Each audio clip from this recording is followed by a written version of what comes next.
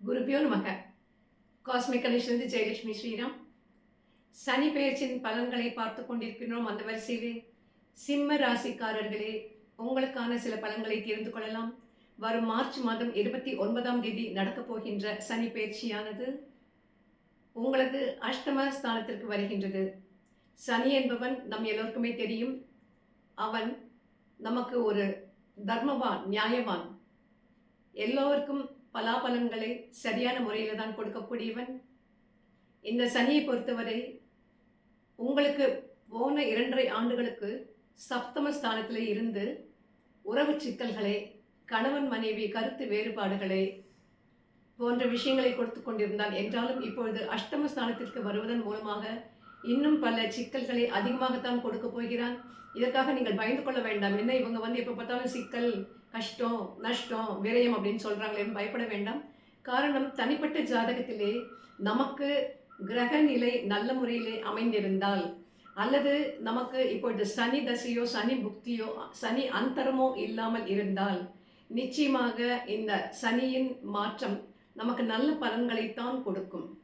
கோச்சாரத்திலே மாறக்கூடிய இந்த கிரகங்களானது அதன் மூலமாக சொல்லக்கூடிய பலன்களை நம்மால் ஒரு 30% வரைக்கும் தான் உங்களுக்கு சொல்ல முடியும். காரணம், தனிப்பட்ட ஜாதகத்திலே உங்களுக்கு இருக்கக்கூடிய கிரக நிலைகளின் அமைப்பு நமக்கு தெரிய வேண்டும். அப்படி தனிப்பட்ட ஜாதகத்திலே உங்களுக்கு நல்ல விதமான கிரக அமைப்பு இருந்தால் நிச்சயமாக இந்த சனியின் பாதிப்பு உங்களை வெகுவாக பாதிக்காது. அதனால் நீங்கள் யாரும் மனம் தளர வேண்டாம். இவன் நிச்சயமாக கஷ்டங்களை அள்ளி கொடுப்பான். வாழ்க்கையிலே இதுவரை நாம் அனுபவித்திராத துன்பங்களை கொடுப்பான், மன கசப்புகளை கொடுப்பான், மன வேதனையை கொடுப்பான், கணவன் மனைவி உறவிலே விரிசலை கொடுப்பான், குடும்பத்திலே குழப்பத்தை கொடுப்பான், தப்பான முடிவுகளை எடுக்க வைப்பான், தொழிலிலே தொய்வு ஏற்படும், உத்தியோகத்திலே நமக்கு எந்த விதமான எதிர்பார்த்த முன்னேற்றமும் ஏற்படாது, பண சிக்கல்கள் ஏற்படும், நம்முடைய பார்ட்னர்களுடன் நமக்கு தேவையில்லாத மன கஷ்டங்கள் ஏற்படும். பணத்தை எதிலுமே முடக்க வேண்டாம். அவசரப்பட்டு எதிலுமே பணத்தை இன்வெஸ்ட் பண்ணாதீர்கள். யாருக்கும் ஜாமீன் கையெழுத்து போடாதீர்கள்.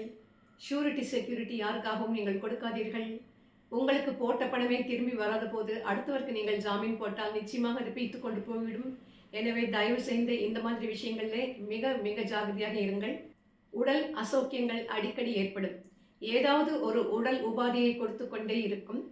ஒன்று மாற்றி ஒன்று நமக்கு வைத்திய செலவும் மருத்துவர் செலவும் கூடிக்கொண்டே போகும்.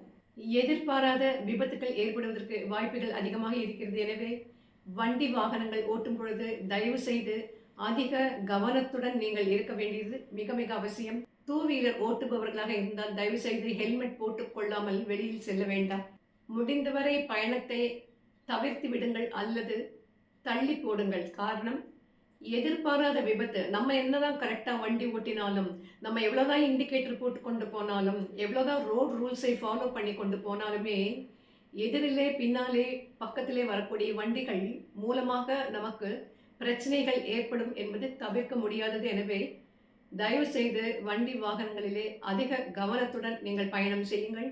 உணவு விஷயத்திலே நீங்கள் மிக மிக ஜாகிரதையாக இருக்க வேண்டும். காரணம், உங்களுக்கு ஃபுட் பாய்சனிங் ஏற்படுவதற்கான வாய்ப்புகள் அதிகமாக இருக்கிறது.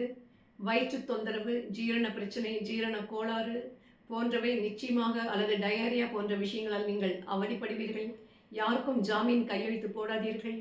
யாருக்காகவும் அவர் எப்படிப்பட்டவராக இருந்தாலும், உங்களுக்கு எத்தனை உயிர் நண்பராக இருந்தாலும் இந்த ஒரு விஷயத்திலே மிக கண்டிப்புடன் இருந்து விடுங்கள்.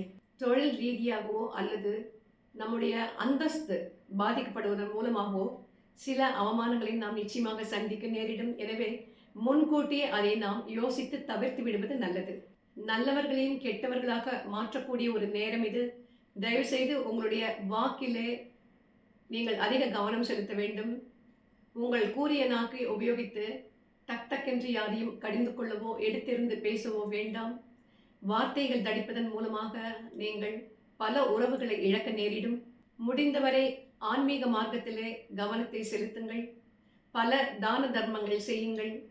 முக்கியமாக யாருக்காவது அன்னதானம் செய்யுங்கள். நீங்கள் சாப்பிடுவதற்கு முன்னால் யாருக்காவது உணவு அளித்துவிட்டு பிறகு நீங்கள் உணவை உண்ணுங்கள்.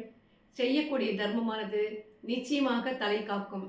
எனவே சற்று கவனத்துடனும் விழிப்புடனும் இந்த 2.5 ஆண்டு காலங்களை நீங்கள் கடத்துவது நல்லது. கூடிய விரைவிலே நாம் மீண்டும் சந்திப்போம். வாழ்க வளமுடன்.